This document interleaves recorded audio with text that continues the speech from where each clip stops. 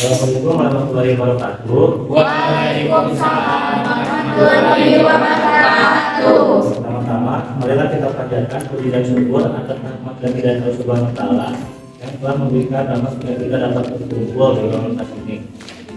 Yang terhormat, dosen pengampu mata kuliah kimia organik 1, Ibu Dr. Risa Madian Nurul MSI, dan teman-teman yang saya banggakan. Di sini kelompok kami akan memaparkan materi yang berjudul penetapan tanda nikah pada ikatan pariwisata secara spektrometri visible.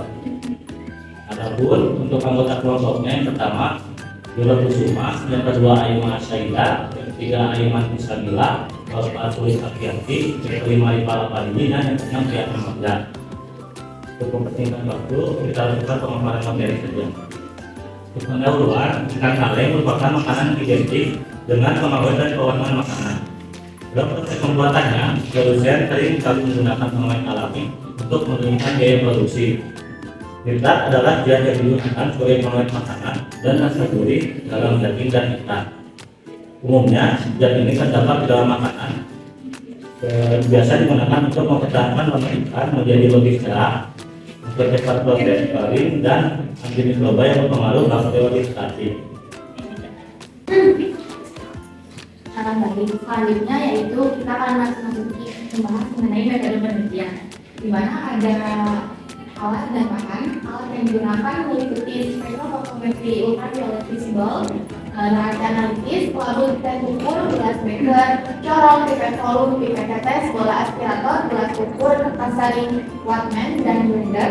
Untuk bahannya ada brucil sulfat, kalium nitrat, asam sulfanila, H2SO4 sulfat atau asam sulfat sulfat, ada aquades, sampel dengan ikan sarden merek ikan kaleng sarden merek A dan B.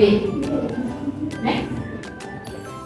Untuk prosedur penelitian pada gedang kali ini itu cukup panjang. Untuk yang pertama meliputi uji kuantitatif nitrat, di mana pada uji kuantitatif nitrat ini menggunakan metode Brusin dengan prinsip analisanya yaitu nitrat bereaksi dengan brusin dalam suasana asam yang menghasilkan brusin nitrat yang berwarna kuning. Karena ini adalah uji kuantitatif, maka si warna kuning hasil dari uji tersebut akan diukur dengan spektrofotometri UV vis.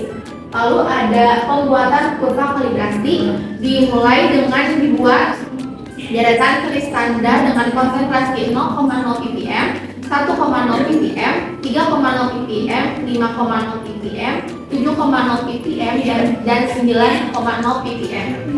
Lalu dibuat larutan standar nitrat nomor 3 400 ppm yang nantinya dipipet ke dalam masing-masing labu Erlenmeyer dengan konsentrasi yang sudah saya sebutkan tadi, dari konsentrasi 0,0 hingga konsentrasi 0,9 ppm. Yang ketiga ada perlakuan sampel, di mana nanti 25 gram ikan sarden kaleng di blender bersama saus-sausnya. Lalu nanti akan dimasukkan ke labu Erlenmeyer yang berukuran 100 ml, nantinya ditambahkan 50 ml aquades. Lalu disaring dengan kertas saring, ditambahkan 0,5 larutan brusin, lalu nanti diaduk, dan setelah merasa semuanya homogen ditambahkan 10 ml H2SO4.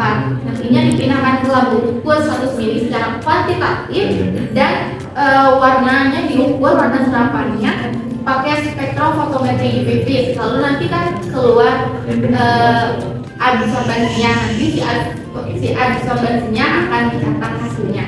Begitupun dengan pembuatan larutan induk baku kalium nitrat, nantinya ditimbang 500 mg kalium nitrat baku, nantinya masukkan ke dalam labu dan ukur 100 ml, ditambah aquades hingga batas labu ukurnya.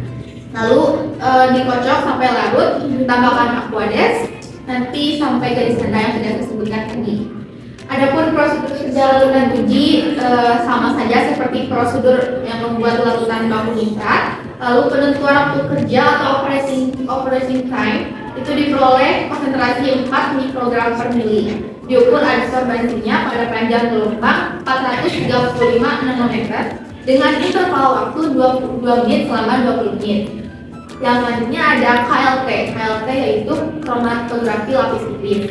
Lalu ada penentuan kadar nitrat dalam sampel, sama seperti tadi, ditimbang 25 gram ikannya, ditambah brucin nitrat, lalu ada sompat. Nantinya diukur si panjang gelombangnya pada spektrum fotometric sehingga dia akan didapatkan mulai absorbansinya, lalu dicatat. Nah, masuk ke perhitungan kadar dengan rumus persen kadarnya yaitu absorbansi sampel per absorbansi standar dikali konsentrasi standar.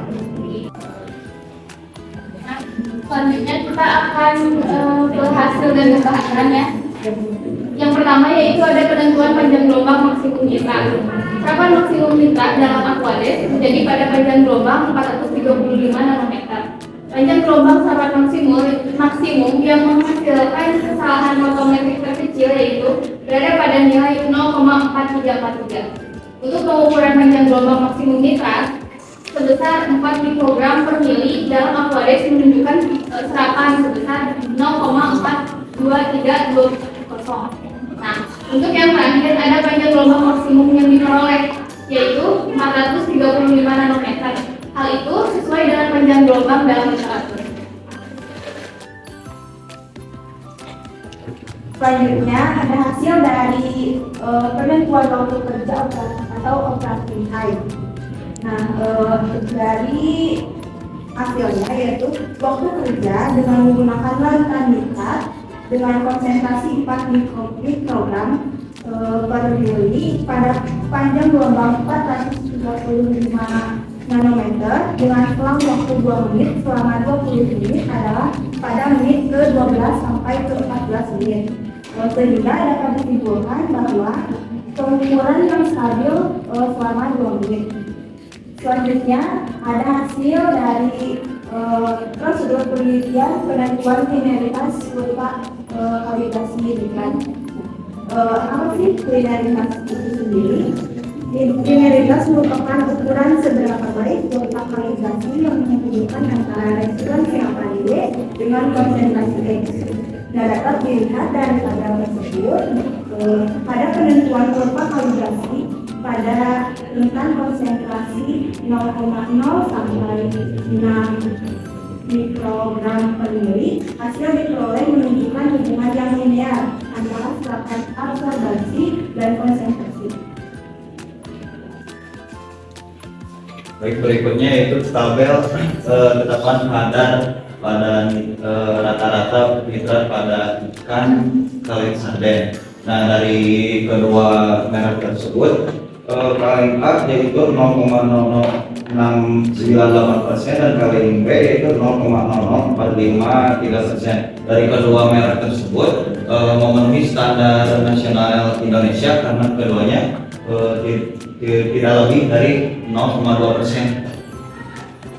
Selanjutnya ada kekurangan dan kelebihan dalam nitrat dalam ikan kaleng sarden.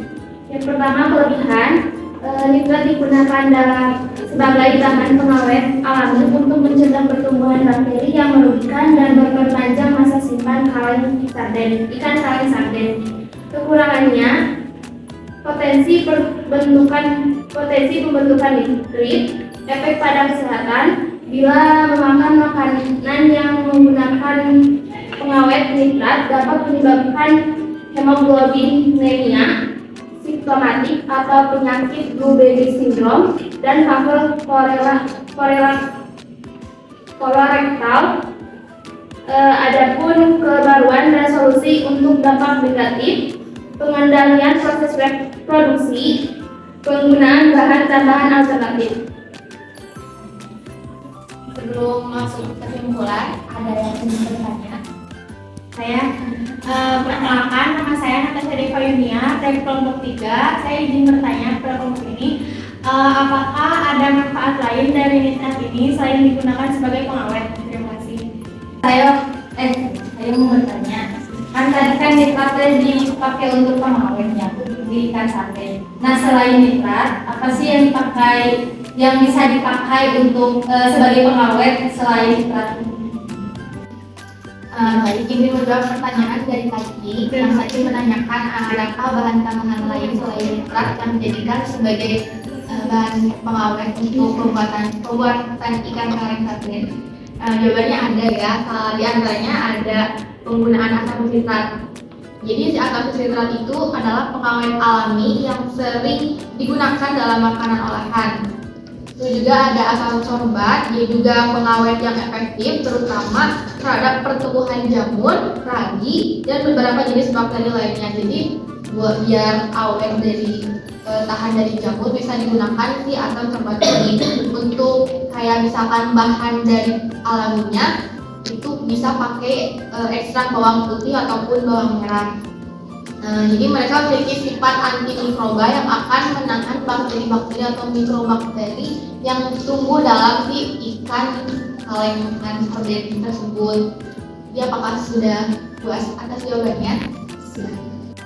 Dan saya akan menjawab pertanyaan dari Natasha yang tadi menanyakan selain menjadi pengawet, nitrat juga bisa digunakan sebagai apa gitu ya. Nah, nitrat juga bisa digunakan sebagai pupuk karena nitrat amonium dan nitrat kalium itu bisa menyediakan nitrogen yang baik gitu untuk pertumbuhan tanaman. Lalu juga bisa digunakan untuk industri konversi makanan. Misalnya pengawet daging itu juga bisa menghambat pertumbuhan mikroorganisme pada daging sehingga dapat mengawetkan daging. Nah, yang selanjutnya itu untuk industri kembang api yang mana nitrat itu dapat menjadi oksidator untuk menghasilkan warna kembang api yang diinginkan.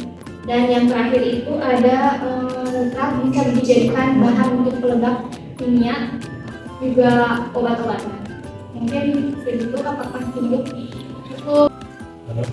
Pula dari hasil pemeriksaan pada nitrat hidroklorid dari kalian sarden berat A 0,0098% dan ikan kalian sarden berat B 0,00453%. Hasil ini menunjukkan bahwa ikan kalian sarden berat A dan B memenuhi persyaratan kadar yang ditetapkan oleh Standar Nasional Indonesia, yaitu tidak lebih dari 0,2, dan ini menunjukkan bahwa ikan kaleng sarden baik dikonsumsi oleh masyarakat. Mungkin cukup sekian presentasi yang dapat kami sampaikan. Apabila terdapat kesalahan, mohon maaf. Assalamualaikum warahmatullahi wabarakatuh.